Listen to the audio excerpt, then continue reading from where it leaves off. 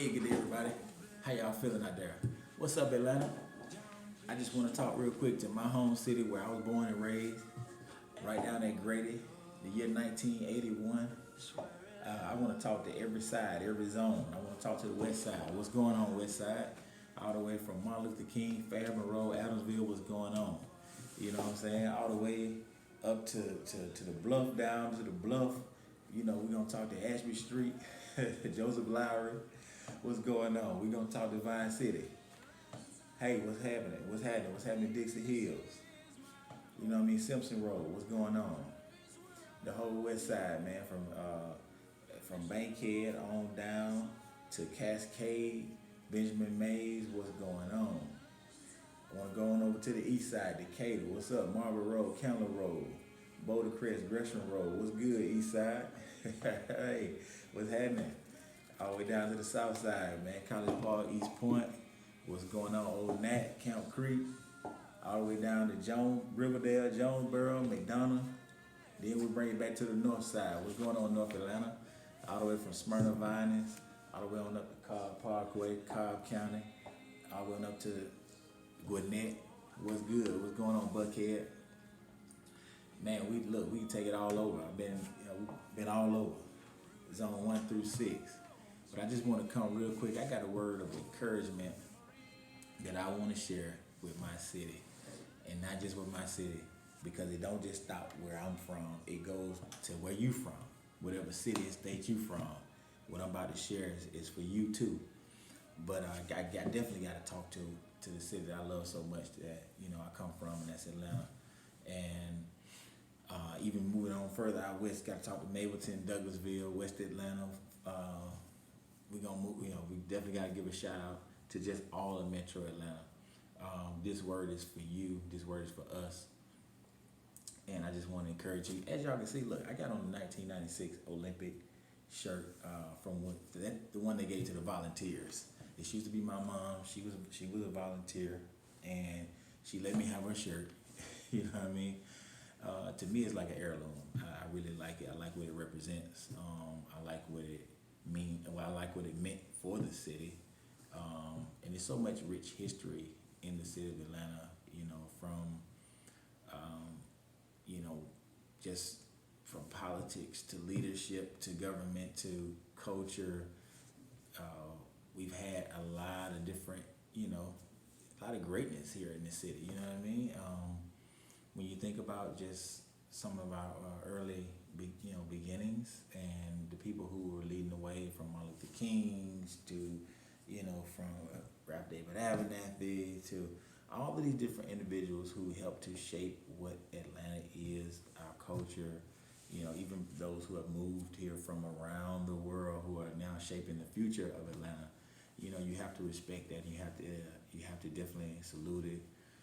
And I just right now want to just take some time to share what I feel the Lord gave me to encourage the city with, just to have a look at where we've been, and where we're going, is to speak to our future and just to bring some encouragement and a word of wisdom.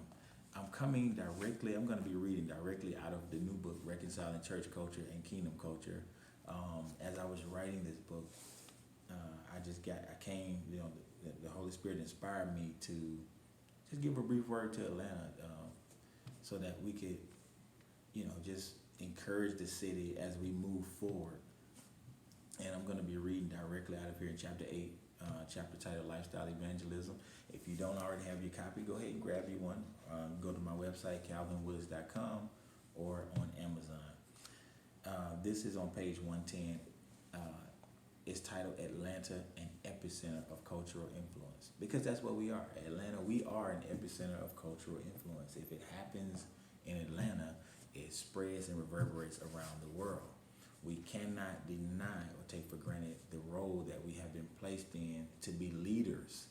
You know what I mean? There's a demand on leadership, and there's a demand on your leadership.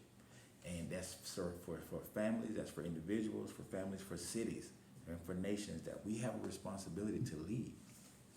So let's go ahead and read. Whether it's the music where a song catches in Atlanta and spreads like a pandemic nationwide and then globally, or the film industry making us their new home. Atlanta has always been an epicenter of cultural influence among many other great cities in the world. I remember when Atlanta was one of the first cities to execute a plan to demolish public housing, which we know is the ghetto, and provide a more suitable, safer, and productive living arrangement. Other cities saw how well it worked and began to implement it in their own city. After the city burned down in 1864, we built a railroad connecting the southeast region and rebuilt the city. We are a resilient people. We are a resilient people. Say that with me. We are a resilient people. No matter what you throw at us, no matter what you do to try to bring us down, we always come back stronger. We always come back with more fight than we had before. We always come out on top. We are resilient people. All right. We have our strengths, but we also have our areas to improve. For example, are we operating with the necessary infrastructure for the amount of people we have in Metro Atlanta? We have around 6.7 million people here, but do we have the capacity in our infrastructure for this density, and are we planning for even more growth? Are we trying to put new wine in old wineskins? Do we put more honor on our entertainment, sports venues, and teams than we do God? Do we put more honor on our entertainment, sports venues, and teams than we do God? It's very much so possible to put other things in place of God. And I believe that the time that we are in now is causing us to really reassess who's in first place, who's in the driver's seat, who has our affections. And if anything that we place before God, now is a great time to realign that and put God at the center again. All right? How is sex trafficking so ubiquitous?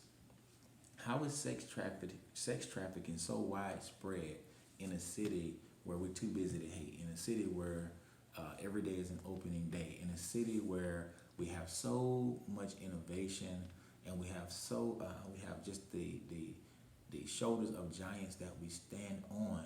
How is it that sex trafficking has become so widely known in Atlanta? That's something we definitely have to address, Atlanta. There will be a great resurgence of evangelism, and some of the catalysts will be from sources you've never expected. Authentic relationships with Christ, transparency, and healing will be happening all around. Revival will happen on the Beltline while two people are riding their bicycles and talking about Jesus. All of the gifts are being unleashed from the church. You will hear prophecy on street corners. Cancer, HIV, diseases of all kinds will start being repressed and healed. Sex trafficking will be dismantled. Business owners will start to think about God's people and adjust their practices to align with the best interest of the people and what pleases Him. What happens in Atlanta does not stay in Atlanta, it spreads. Just like when you hear a song in Atlanta, you hear it in New York, Tokyo, and other cities. A resurgence of evangelism will be happening here and reverberating everywhere. Atlanta and other cities, states around the world, we are on the cusp of transformation on a deeper level. And I just want to encourage you guys that what God has put in you, the identity, the way He shaped you, the way He's made you, is for this time. And it's time for our leadership. It's time for us to step up and walk into our role as leaders. And you can do that. With God's help, you can do it. I'm believing in you. And you're needed. You're necessary. So don't give up. Stay in there. Hang in the fight. I love you all. Until next time. Peace.